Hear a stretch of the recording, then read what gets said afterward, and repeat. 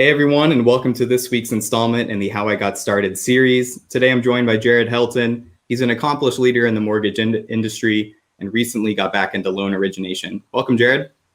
Thanks for having me, Ben. Yeah, totally. So, I know you know what you're here for. We're going to take it back to how you got into the mortgage biz. And I wanted to take it way back to the beginning. What was the first thing that, really planted that seed in your brain that you could make a career out of mortgages? Well, I don't think there's many people that feel that they could make a career out of mortgages because when I started in 1996, mortgages was really not that popular. So when I started working in consumer finance, which was everything from small personal loans to mortgage lending. And my wife worked at a company that kind of I started hearing about it. I'm like, well, I could do that. It seemed like a viable career option.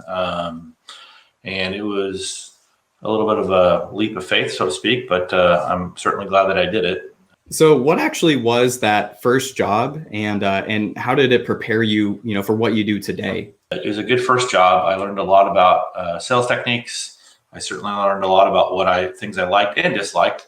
I learned that after doing that for 6 years, it taught me how to kind of run a business because I got started there and I got promoted and kind of moved up the track quite a bit. But it also taught me things I didn't want to do, which is to be in a transactional type business. So it's if you think about it, if you just got a mortgage that's 11.99% rate and you just paid 7.25 points to it, you really don't refer a lot of people to that person. So I wanted to move into a referral based business. So that's when I opened up my own place after about 6 years of doing that.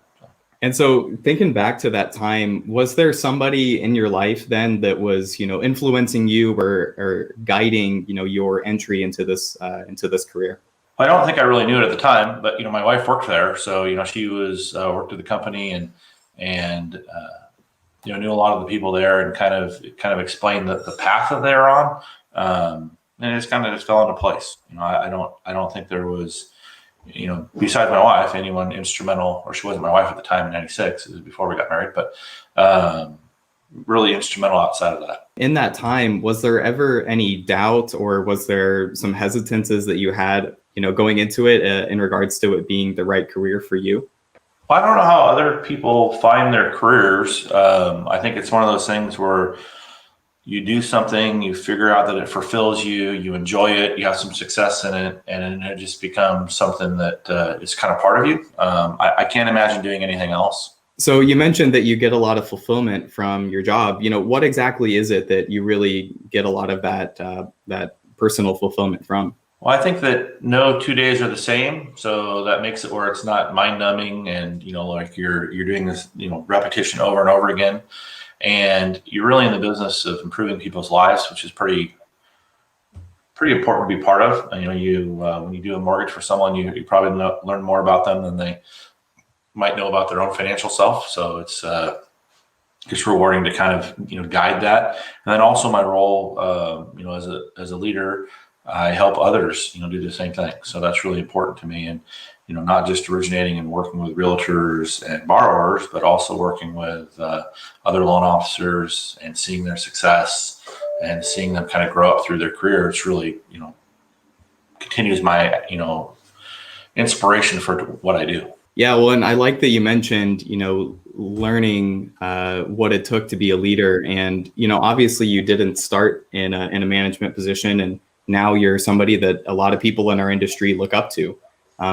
When were those opportunities given to you to start having a team, and what did you learn from, going from being somebody that was part of a team to then managing a team? Well, I'm not really sure that a bunch of people look up to me, but I appreciate your sentiments on that.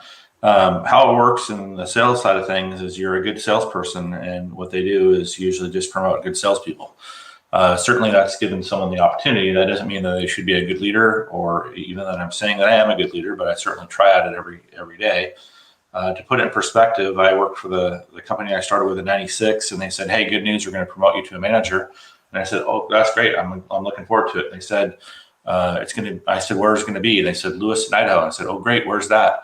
And a lot of the people that are probably watching this probably heard that story before, but truly it was more about growth and continuing to challenge myself to those, to the next level, and you learn from every one of those experiences, whether it's, leading a handful of people or hundreds of people. It's certainly a different experience, but something you can take different things away from, and you find ways to fulfill others. What's something about this job or this industry that you didn't know then, going back 25 years now to now? What have you actually learned over the time? What I've learned is I'm continually learning. I learned stuff today that I didn't know yesterday, and it's just continues to evolve and change. And a lot of it kind of comes down to this, this format we're having right here. You're I think at the office today, based on the looks of it, and I'm at my house, and I'm having a dialogue with you through a computer,